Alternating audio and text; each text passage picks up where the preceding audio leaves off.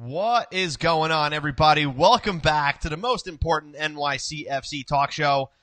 You're hanging with the dudes in blue on this Thursday evening. It's June 7th, episode 107. Hope this episode is finding you guys well, especially after what we're about to talk about. I'm your host, Joe Amato, and alongside me, as always, Antonino. What's up, everybody? Dude, what's happening, man? I think we're changing the name of the show to Dudes and Booze. Because this team drives us to drink. Salud.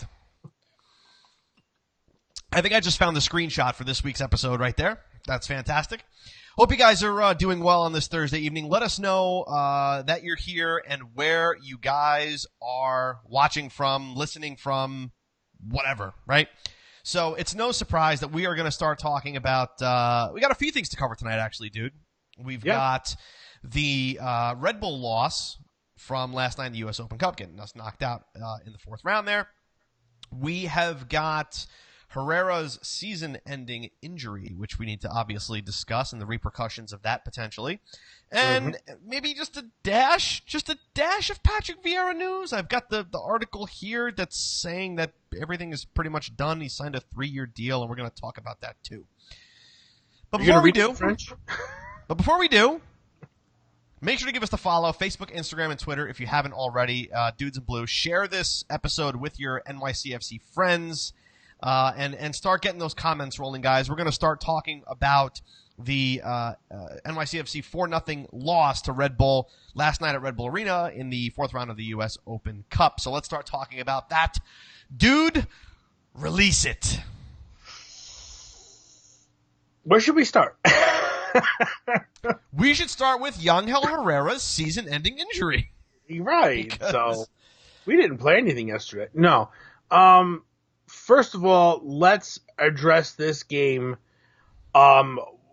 First of all, whether it's important or not. I hear a lot of people say nobody cares. It's two B squads. It's not an important game. I can understand that. That I understand with. We had that conversation on Monday night. Right. So I can understand that you don't feel it's an important game. The thing is that there are some positive implications about winning this tournament. I mean, it's a piece of hardware, number one. Number two, you get your little bit of money at the end of it. But you're also, you're going for a Champions League spot, which is kind of, it's kind of important. Again, now you can get to the Champions League other ways by winning the league, which is fine. But my biggest issue is that if you have fans traveling to see you, you have people who paid money to watch you play. Whether it's $10 or $1,000, you have fans that traveled, that put in time and effort and used their discretionary income to go watch you play. Regardless of who you have to put on the field, which we'll get into afterwards, you need to come forward and give effort. And there was nothing yesterday. It was absolutely disgraceful. Just because you go down a goal early does not mean the game is over. There's other reasons why, but for me, any game you play in front of somebody that wants to watch you, that's cheering you on, you should really take seriously. If not for yourself, for those people. I mean, listen, we have a show. We do a show. How many hundreds of views do we get? How many people end up seeing these videos? We try to put on a show because you guys are here. If you weren't here, we wouldn't care. We wouldn't be doing it, but we are, and we show up. I think what makes the game more important is the fact that it was against Red Bull, right? That's fine too, yeah. The way I kind of felt going into the game was this: if we win, it's great. If we lose, I'm not going to lose sleep. The way in which the game was played and the way in which we lost completely negated the way I felt before going into the game. Yep. The fact that Patrick Vieira calls up 6 subs, not 7, 6, and 2 of them are goalkeepers, taking out David Villa, putting in a 15-year-old, giving up after you go 2 goals down is unacceptable, not just in New Jersey, but anywhere that fans are going to travel to see, and we're spending time watching and commentating and taking the time and energy to do that. That's what frustrates me the most. There was talent on the field, dude. Let's not discount that. There was some talent on the field, but the way that game was coached was an absolute atrocity to New York City Football Club and Patrick Vieira. He has excuses saying the club has only been in existence 4 years. That time will fix this. That's coming from Patrick Vieira post game on last night at Red Bull Arena. Dude, this has got to stop. My favorite quote from him was on Jonathan Lewis. Yeah, Jonathan Lewis played well, but he struggled to find minutes. That's because you're not giving him minutes. It's your fault. It is directly your fault. I don't care who's in front of him in the lineup card on the depth chart. I don't care. He brings more energy than half of those guys. You got to get him in there. It is Patrick Vieira's fault that those players were not rotated in or found spaces for. Now, I understand that there's no NYCFC 2. There's no team where you can loan these guys out and recall them fairly quickly to get them minutes, which is something that we need. I agree with that. I think that that's a huge part of having a stronger team, developing an academy, developing younger talent, developing more homegrown talent. Listen, we play with a lot of international players, and that's going to hinder you when it comes to this tournament. You're only allowed 5. So either everybody's getting their green cards or you're kind of hamstrung there, and you have to play Tommy McNamara in the midfield, and you have to play, all these guys, and you got to play the kids. Now, I liked seeing the kids yesterday. I want to see what they have. I want to see what they can do, but not at the expense of winging, just giving up after 2 goals. And I understand there's a game Saturday. I know all this is happening, but for me, the way that the game was lost, put up a fight, unacceptable. Put up a fight. Yes. When your 2 best chances are created by your left back, Ben Sweat was the only one that created anything shot wise in my recollection of the game.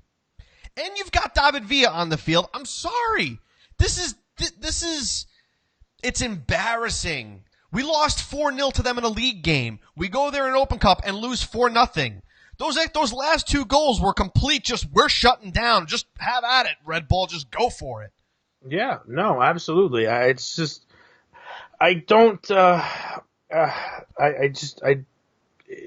There's no good spin on this. There's no good way to put it. How can you put a positive spin on this? No, There's nothing. No. What you played a 15-year-old and a 16-year-old? That's the positive spin you come out of it. Jonathan Lewis had a decent game. What good is it if we can't put the ball in the back of the net at Red Bull Arena? We're outscored 8-0 at Red Bull Arena this year in all competitions in 2 games. In 2 freaking games. When's it going to stop? I love how people want to go back and say, "Oh, but we took, we came away with results all 3 games last year."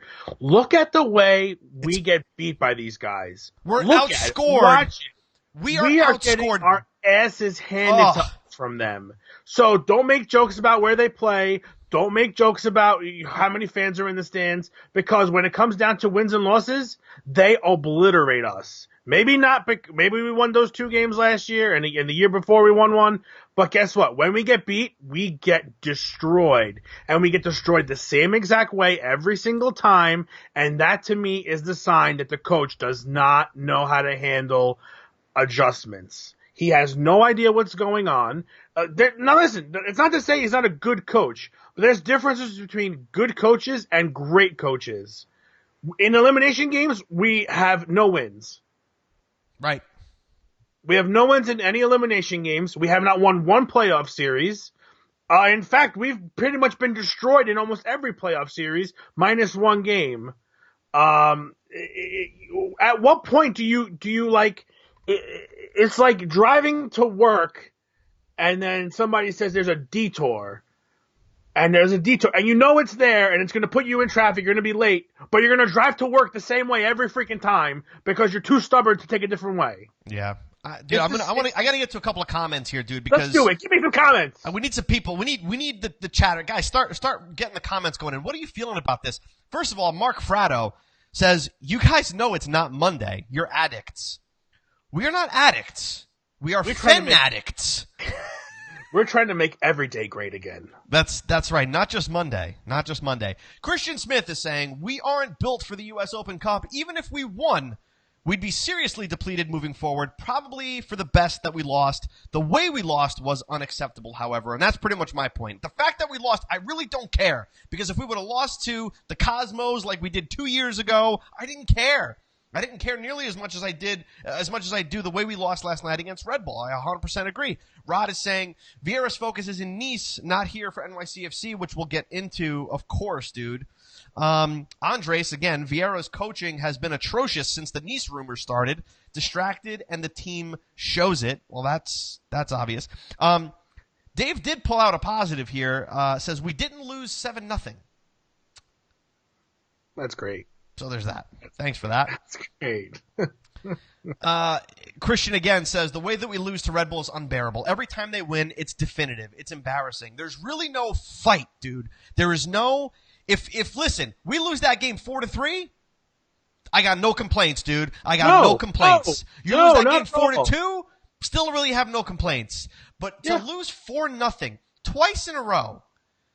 It's just, when are they going to wake up and realize that the first 10 minutes of the match when we play against Red Bull, they're going to have 6 men forward pressing us as hard as they possibly can, and we consistently insist on playing the ball out of the back, creating turnovers, and creating opportunities that lead to goals like Bezecourt had last night. Listen, playing out of the back works at certain times. When you face a high press that is good, that sustains the pressure, you will crack before they do. But you know it's coming. I know. But you know it's coming. And that's my problem with Patrick Vieira. You fail to adjust. You fail to realize where you're failing and how to change it. I'm sorry. Just at this point, take a walk. Get on the plane and go, because I can't deal with it anymore. I can't deal with it. You got Stuver in goal. Who, listen, honestly, dude, what is he playing for?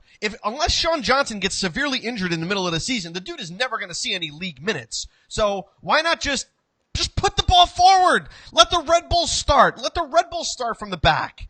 Why do we always got to be the ones to give up? The way that we give up goals is the same exact way every time against Red Bull. They press, we turn over the ball because they got 6 players on 5 or 4, and it's game over. You knew that game was over the minute we started receiving passes in the midfield with our backs to their keeper, to Ryan Vieira. The minute you do that, the Red Bulls swarm around you. They know which way you're going, left, right, or center, and you're done. You have no chance to breathe. The team has to move as a unit. And listen, send the guys forward, boot the ball down the field, and if you get the ball, great. Now you're starting with good field position, and you figure it out from there. You move together as a unit. If you give up the ball, hey, they've got to start from their own end. That's it. They're not starting from the 18-yard box. That's right. Correct. So, listen, it's sad that we know how to do it, and we've figured out what needs to happen, and it's not happening. It's not happening. It's stubbornness. His stubbornness is going to ultimately lead to this team now. And you get all these people up in arms. Oh, he's a great coach. Look what he's done for the club. First of all, we've brought in better players. That's number one. Number two, he can be a good coach, not a great coach. And again, we finished in second place both years. You didn't finish in second and then first, so you're not better. You finished in second and went out in the same way you did last year. Exactly. So you didn't do anything better. You stayed the same. You've hit your ceiling. Patrick's ceiling, he's up against it.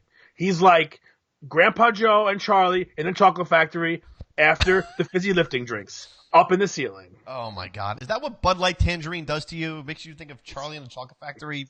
Tastes like tangerines. Michael Caine. Dude, I wasn't going to get upset last night. I really wasn't. Ask Kara. I had to have her take Joseph upstairs because I was like, my temperature was, you could feel it radiating from my forehead. Radiating. I feel it now. It's like manifesting after I had 24 hours to, digest everything. It's unbelievable. It is unbelievable. Just tactically for a second here, just kind of hit me. When we're playing out of the back, let's think about our center backs for a second. The play typically starts, right, through our center backs. they're usually positioned on the outside of the 18, right? Right in the corners, yeah. Right by each corner there, right? Mm-hmm. What happens is our keeper's going to play a ball out to one of those center backs, right? Mm-hmm. That center back is technically not in position at that point, correct? They're playing a lot wider when they're starting an attack from the back, when they're building from the back, right? That's fair. You turn over a ball, not only does your defensive mid have to realize it, but your center backs have to get back in position. So, in my mind, I'm thinking, if you're going to play this way, set yourself up in a position where, because, dude, how many times do you see this happen? Ball goes out to Chanot or Ibiaga, then they try to find the fullback, and then the fullback tries to find the forward, but by the time the ball gets to find the forward, that ball's in the midfield on a turnover. Now our center backs both have to track back to the center because that's where all the play is building up. Yeah, listen. It just physically doesn't work. It physically doesn't work if you're going to turn over the ball in your own third. You physically can't get back fast enough. No, you have to.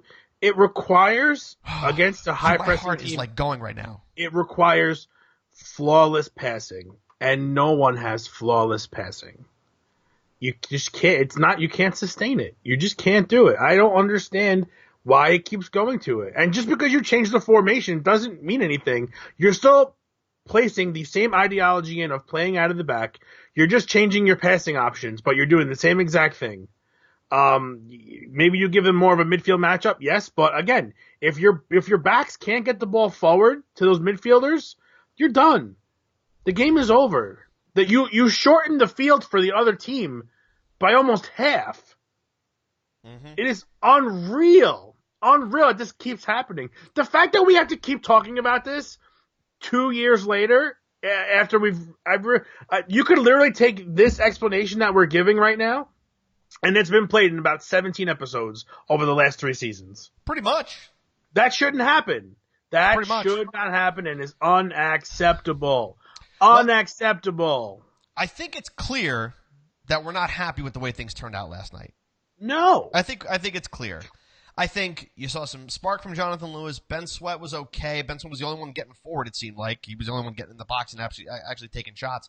Medina is afraid to take on defenders still, which I still don't understand, which drives me absolutely insane. And the thing is that he'll have that one good play, like that one good play against Orlando in RN, and people will go nuts. People will freak out. Oh my God, no! It's one play. What happens to the other 9 times where he loses the ball? What happened to the other 89 minutes? You can't. It can't just happen once a game. You can't do that. You have to bring more. Jonathan Lewis didn't have a great game, but the energy he brought and the running and the pace. That one play he fell down on, I felt bad for him because I was like, he was in on him. He was in on too. I know. On his own. But again, what do you expect from a kid who doesn't get any minutes? And it's tough because he doesn't get any minutes. No crap! You don't give him any minutes. Dude, let me ask you a question because we're coming up on 19 minutes here. Yes. Because this is not a league match, right? Are we giving a due to the match? No. I refuse. We're not, right? I refuse. No, it doesn't count. It doesn't count. Nope, doesn't count. Not writing it down. It doesn't count. Listen, again, it's nice to see the kids. It's nice to see the people get their minutes. But again, I'm seriously displeased if those who don't play regularly, which a lot of them don't, a lot of those starters last night don't play regularly, if that's all they got to give, effort-wise, you don't deserve to get minutes. You really don't. And it shows. That was your time to shine. That was it. Unless the coach deliberately tells you to throw the game and not win, everybody that doesn't get minutes should have been playing at 110% full bore ready to go. Come on, dude. I feel like we're beating a dead horse here. We've said this. Do you realize we've said this before and after every Open Cup match? Mm-hmm. You know we haven't scored since Poku scored? In the Open Cup? That's embarrassing. Yeah.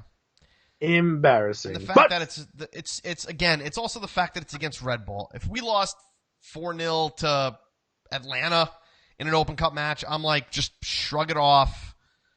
You know, I mean, but they're in a kind of a similar situation with us with internationals and things like that. But you know what I'm saying? The point is that the way that we lost was horrible. But yeah, dude, it's just it's atrocious. No due to the match. One collective dud of the match though. I can say that. Oh no, dude. Eric is saying, "Don't kill me, but Tommy Mack needs to go. Love him, but it's true." Listen, I don't think he needs to go. I think his minutes have to be limited, and I think he has to come in as a substitute, and he's got to come in as a winger. He just can't hack it in the midfield. He's just not fast. He can't. Dude, you can't have a Forey and McNamara like last year. You couldn't have Pirlo and Mack on the same field at the same time. Tommy Mack did what he did best when he was out on the wing and able to cut inside. That's what Tommy Mack is good for. And if you're going to give Joe Inga Burgett that kind of time instead of Tommy Mack, again, that has to go back to Patrick Vieira's insane philosophy, right? But that's where he belongs, Eric. It's not. I love Tommy. He's not a midfielder. He's not a midfielder. It's just not. You got to use the right tool for the right job. You trying to hammer in a screw is not going to work. So it's that's what it comes down to with a lot of these players and positions and whatnot. So, but let's move on, shall we? Are we done? Are we done getting upset? I just can't. I don't want to deal with it. I don't want. If you want to ask me, did you guys like this rant about the Open Cup? If you did, smash the like button for a little bit. Let us know that you liked us getting fired up about this because it's been pent up for like 24 hours and I haven't been able to really let it out. I was like, Kara knew I was upset when I came upstairs. She left at the first half. It was 1-0, right? I came up and she was like, "How did it end?" She's like, "You don't look too happy." I was like, 4. She was like, 4-0. I was like, "Yep." So she was like, "What a joke." Yep. Dave says, "By the way, guys, full credit for not cursing. I'd be launching expletives left and right."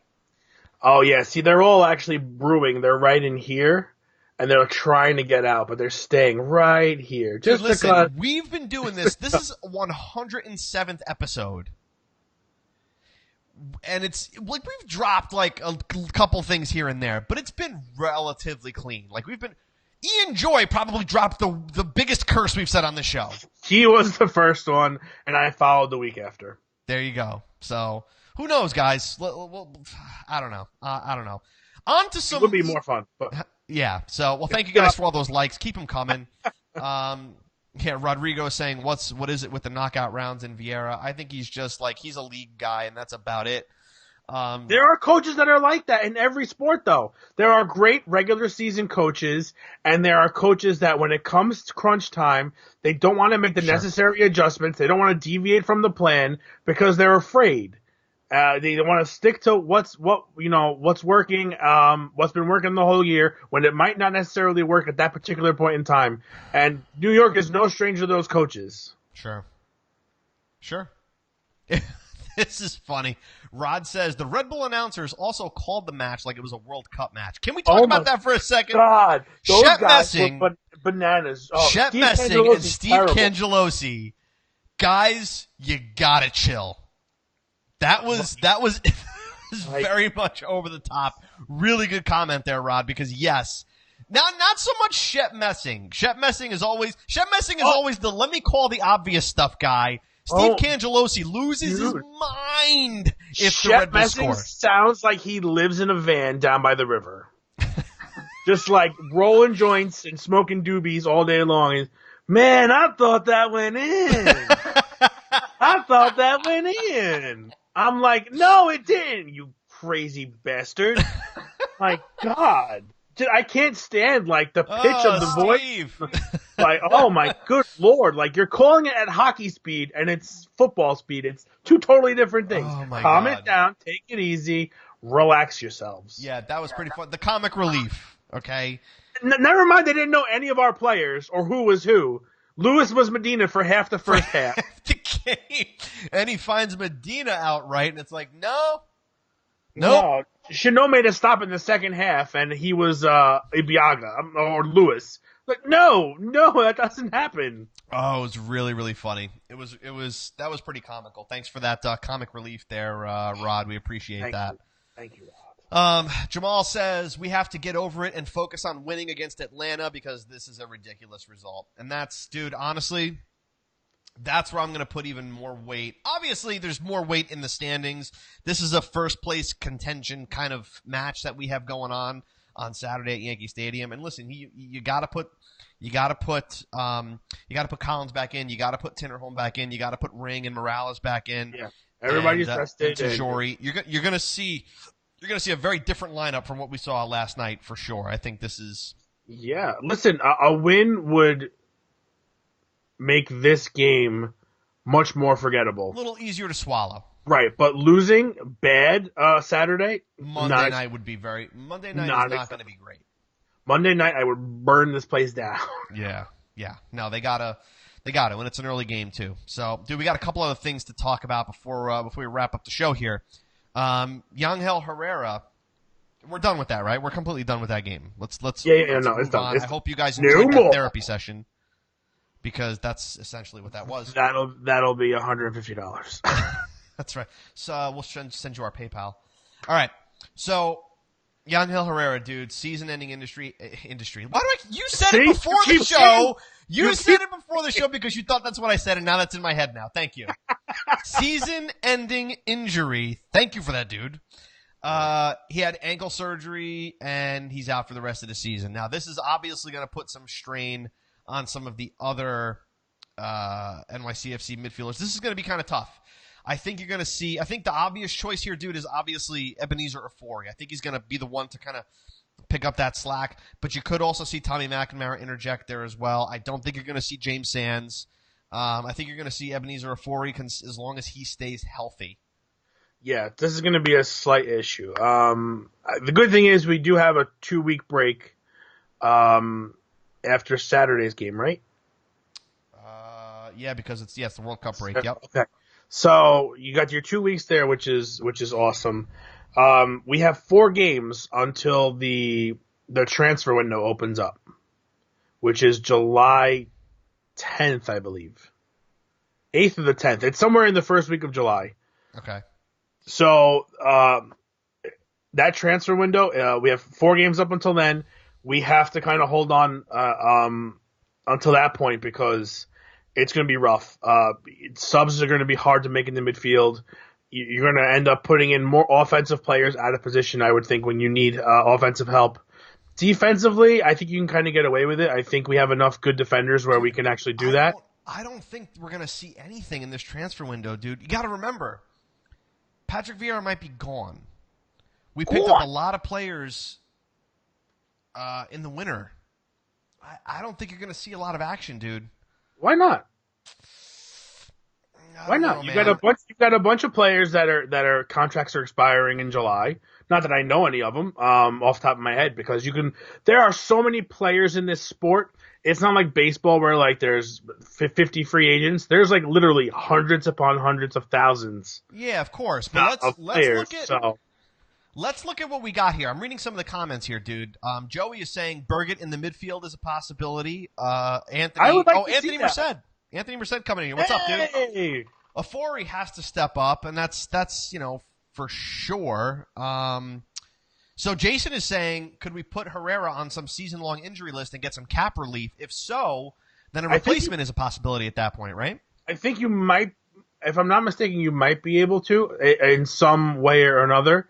I'm pretty sure you can. But I mean, honestly, his days in the NYCFC kit are pretty much done. His loan is up at the winter, so if he's season-ending injury, that's pretty much the last we've seen of Herrera. Merced is saying Yaya in. How about no instead of Yaya? Yeah. Just a toxic locker room between who's going to coach this team and that don't need it. Don't need it.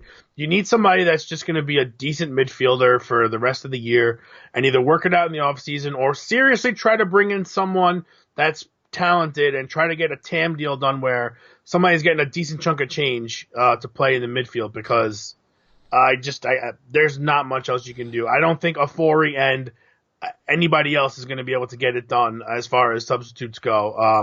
You're going to have to slot one of our offensive players in there, and I just don't think that any of them would really. I don't want to say they will thrive, but maybe some of them can rotate and do it that way, like a platoon. I would like to see Birgit in an attacking midfielder role, just to see what that. Now you're talking about changing up the style of play, and that's not really what. But listen, that's not what Herrera did. Right, but if you have a new coach, you may have to do that. That leads us into our third and final discussion of the night. But yeah, there's gonna be some work that needs to be picked up from our midfield players, the remaining ones that we have anyway. And we do hope. Listen, we've got our issues with Herrera's play, but nobody wants to see a player go out like that. No. For the rest of the season. So I really do hope he gets better soon. Dude, we saw him Saturday as he was coming down. Came out of the elevator there. He looked pretty banged up in that cast. He was not looking too happy, but I wouldn't be either. Yeah. He probably knew at that point too. Season was over, but dude, you got to fight. We got Cedric Kutonji that had to go out in the first few minutes of the Open Cup game. You hope he's okay. That looked bad. He knew it, dude. He knew it immediately.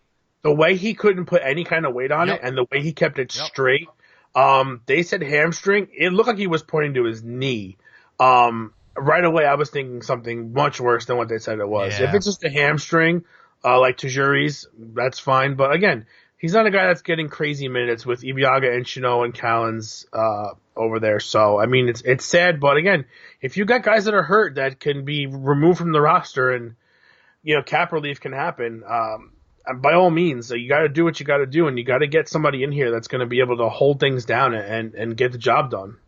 Yeah, you're going into a long stretch of the season here, where yes, you have the international break for the World Cup and all that, but then that means you're going to be consolidating matches. You're going to have a lot of single day rest and 1 day training and 1 day playing. You're going to see that a few times. So the injuries is something that we need to be very, very aware of and make sure that it doesn't happen, because we're running out of players. I mean, it's sad but true, right? So there's a log jam up in the front, which is the problem too. I mean, you've got a lot of players who can play the wings, very top heavy, and your midfield's a little bit thin at this point. So got to get it thick again.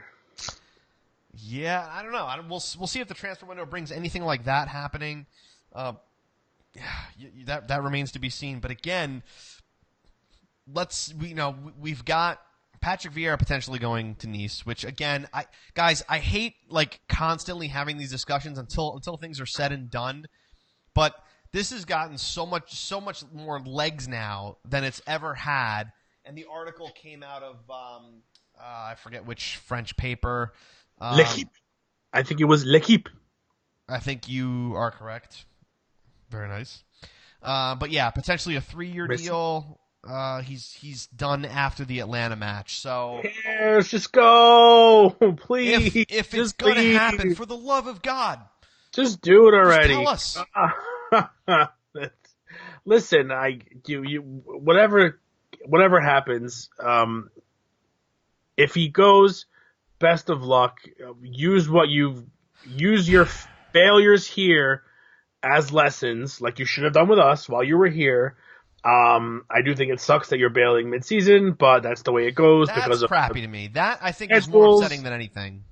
Well, but you have to understand that we don't run on the FIFA schedule like everyone else does. Yeah. It's our own way of playing because of climate and travel and things like that. So that I understand. Again, it does suck, but at this point, I'm more worried about who's coming in as a replacement. I can't give you a name because, once again, there are so many out there that are. Dude, you know how many what if tweets I've read about this? Dude, are you kidding me? I would love someone super popular, super famous, to come and coach here. Will they? Probably not. You'll probably get some mid-level, coach from within an organization. Maybe it's Christian Latanzio. Maybe it's. Dude. Honestly, he's probably going to ride out the season. If this goes the way it does, you're going to see Latanzio do it. He may go with Patrick. Oh.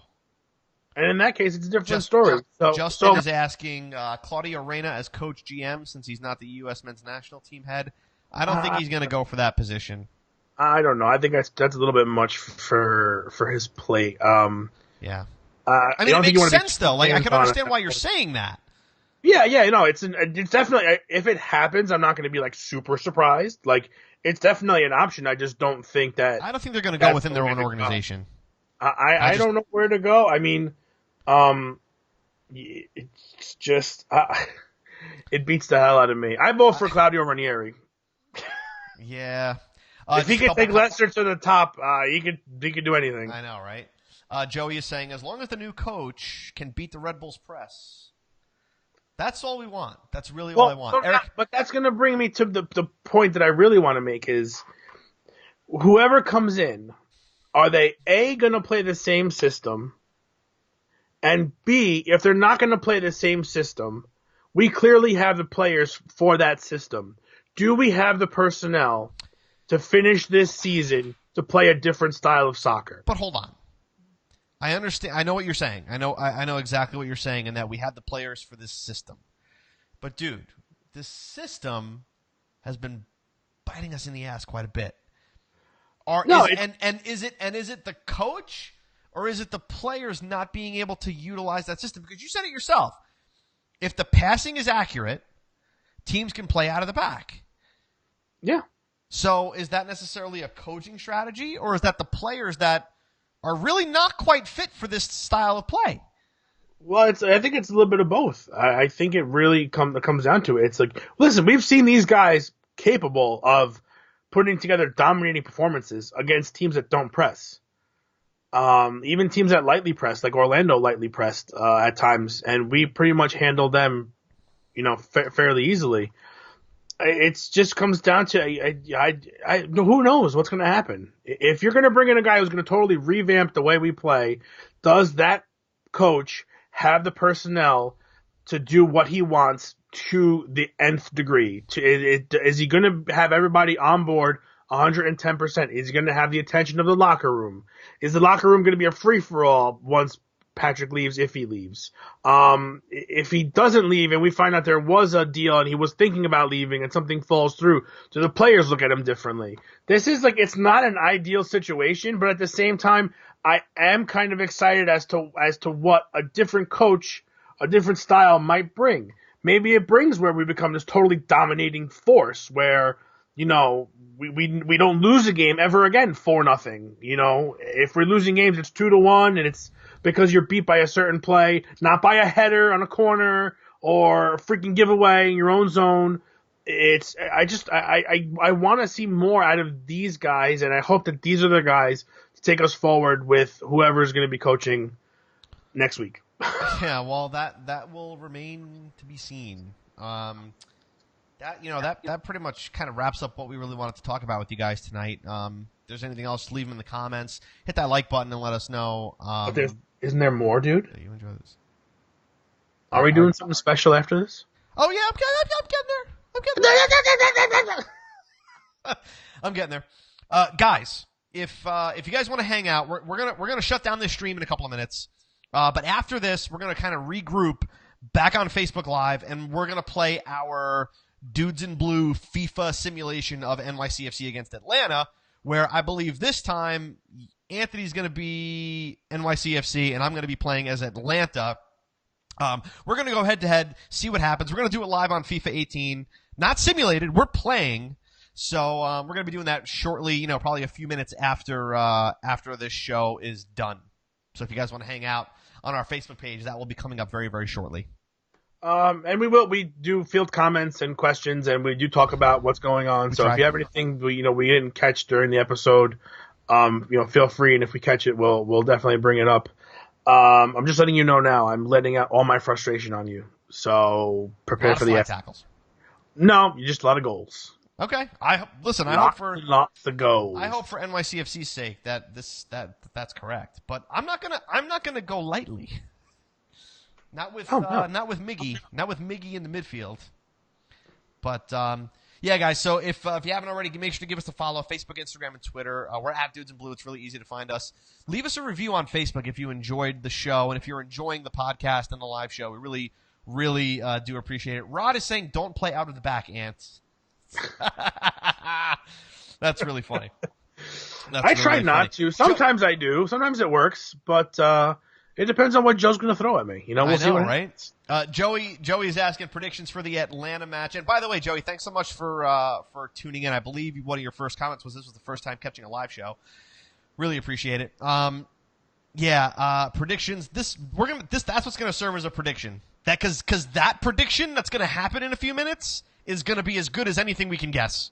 Yeah, we don't know who's going to come out playing on Saturday. I just hope it's a good, well played game. It's a very important 3 points. Not to say that the game's it's a regular season matchup, but you have direct impact on stopping the team in front of you from gaining points. You can leapfrog them. Those advantages you have to take during the season. You really need to take advantage when you can.